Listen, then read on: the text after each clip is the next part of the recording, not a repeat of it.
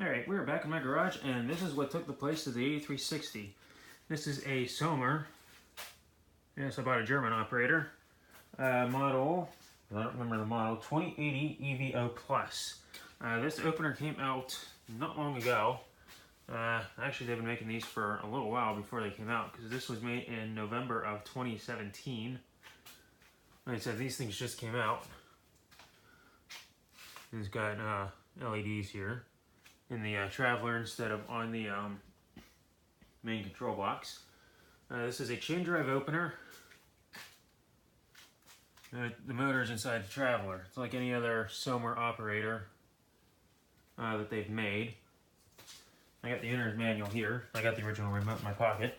There are three models. There you go. 2060, 2080, which is the one that I have, and a 2110.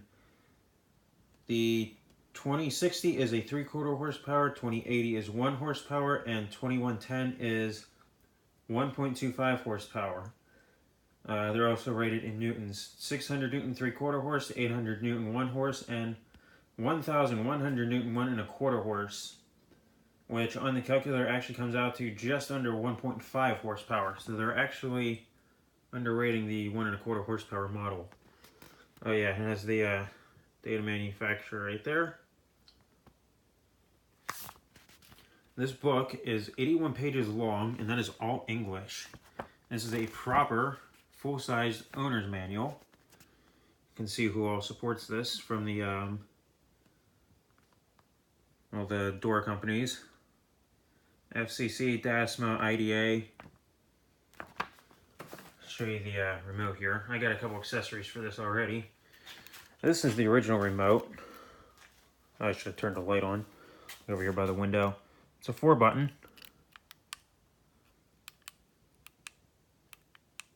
And the top one opens it. I'll run this in a minute. This has actually quite a lot of features. This opener is actually rated to last, as I found out, 80,000 cycles. I think that seems kind of small, but to give you a, I guess, estimate of how long this would last, if I ran this door 5 times a day, 5 times open, 5 times closed, every day for a year, this opener would last me 43 years before I'd have to rip it out and replace it. Yeah. I don't think there's too much else on the market that would actually last that long, considering the 8360 only lasted me about 8,000 cycles. It needs a travel module, as I said in the previous video. Or maybe I didn't. Anyway, we'll go ahead and run this here, and I'll show you the accessories. This is significantly quieter than the LiftMaster.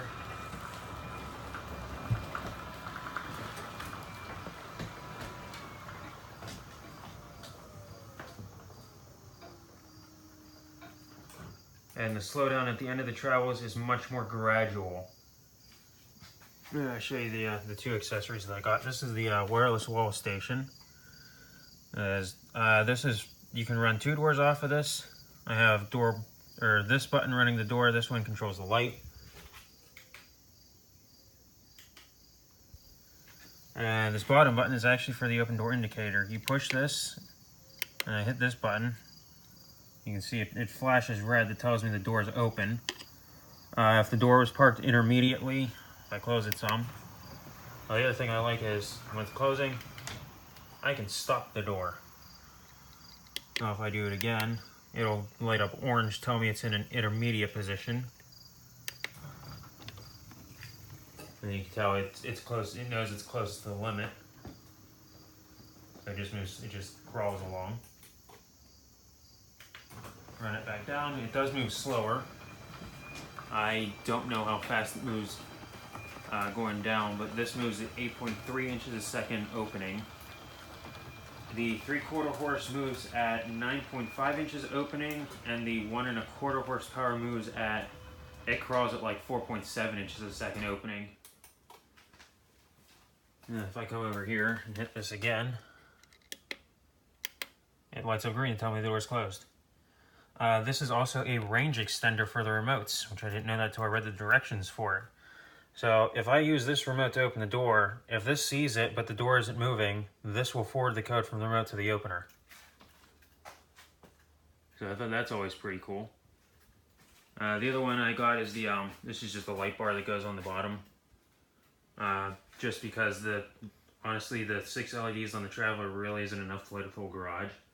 And if it was darker out, you would really see that it does light up the whole garage. The only downfall is I can't program that to it. I keep this remote clipped in here. And this button controls that, so I do still use that. So that's not going anywhere. I still need to finish the drop ceiling here.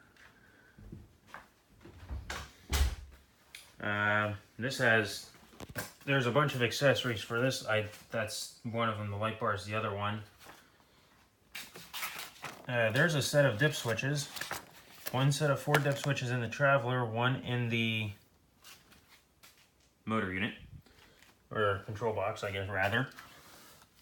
And it actually tells you dip switches on the carriage, if this doesn't fall off. This does have like a timer to close function. There's a partial opening function on dip switch 2. You see here is dip switch 1 for the automatic timer to close. Dip switch 3, if you leave it off, it's for a sectional door, and dip switch 4, if you turn it on, it tells it that it's on a one-piece door. I'm doing this on an old dehumidifier. This kind of sucks. Let's see, on the ceiling unit, if I turn dip switch 1 on, that means, get this out, button number 1 will open the door, button number 2 will close the door. If I turn dip switch 2 on, the light would flash, would be a moving door alert. Dip switch 3, turn it on, it just disables the power saving mode, which it uses less than 1 watt a second. And I'm not honestly entirely sure what the 4th one is actually doing.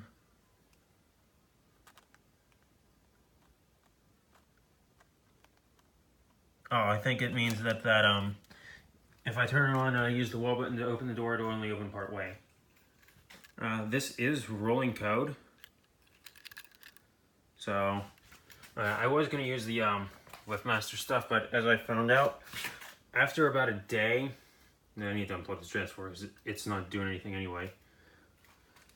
It seems like once it gets to learn the wall control, it sends an encrypted code through the wire, same as the LiftMaster stuff does.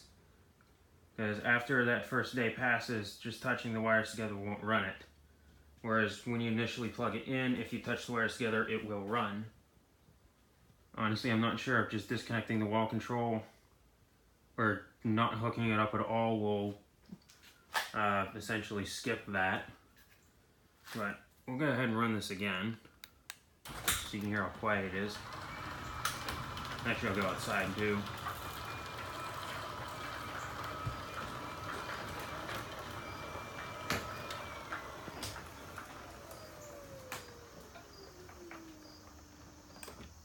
It only has the one limit stop up front. The older models had one of these limit switches up front and one in the back.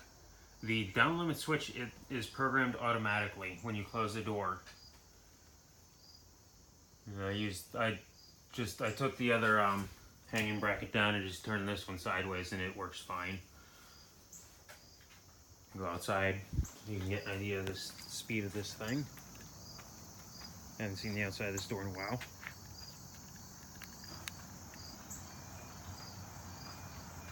Yes, it's rusting. This door should be replaced soon. And the bottom panel has some cracks in it.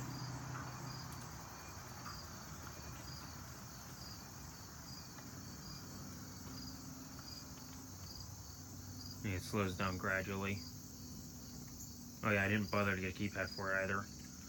I'd keep this one in my car, so that's good enough for me.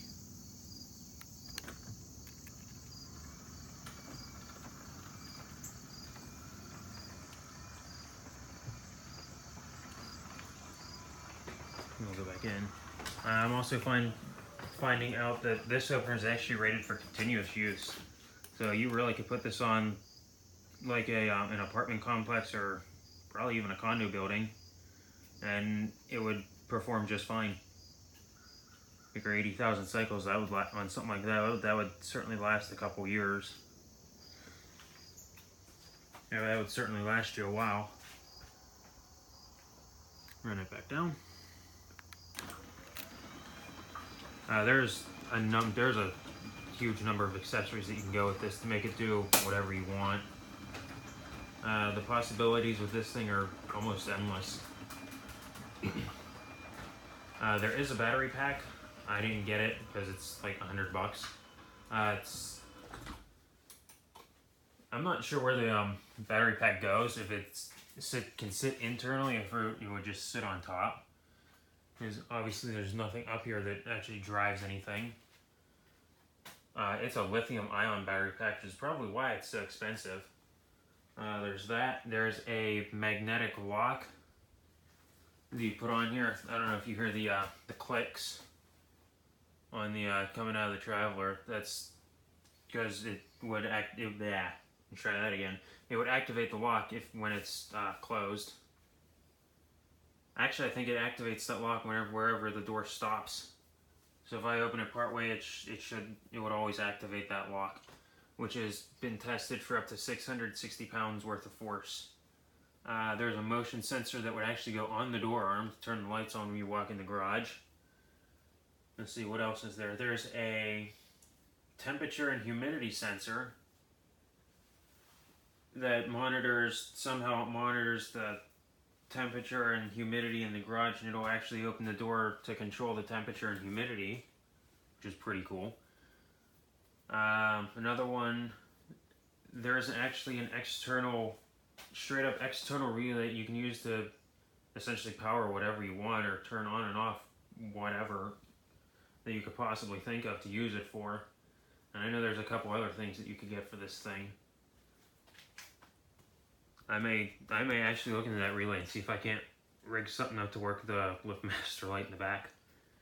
But for right now, this honestly is plenty of light for in here. So anyway, this is what replaced the 8360, and this is probably going to stay here for a very long time.